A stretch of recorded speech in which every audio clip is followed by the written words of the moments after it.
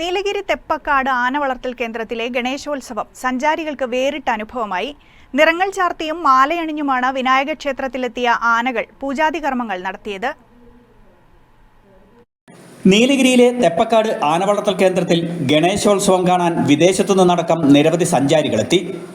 മായാർപ്പുഴയിൽ നീരാടി വന്ന ആനകളെ അണിയിച്ചൊരുക്കി വിനായക ക്ഷേത്രത്തിലെത്തിച്ചു. ക്ഷേത്രത്തിലെത്തിയ കൃഷ്ണനും ഗണേശനും തുമ്പിക്കൈയിലേന്തിയ മണിമുഴക്കി ക്ഷേത്രത്തിന് വലം വെച്ചും ആരാധിച്ചും പൂജാതി കർമ്മങ്ങൾക്ക് നേതൃത്വം നൽകി. ഇവർക്കൊപ്പം ഏറ്റവും കുഞ്ഞനായ ബൊമ്മി എന്ന മണിയനാന മണിമുഴക്കുന്നത് സഞ്ചാരികൾക്ക് കൗതുകമായി.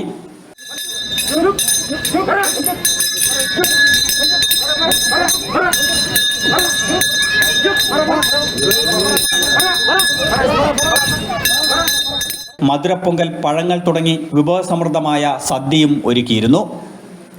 വയനാട് വിഷൻ, നീലഗിരി.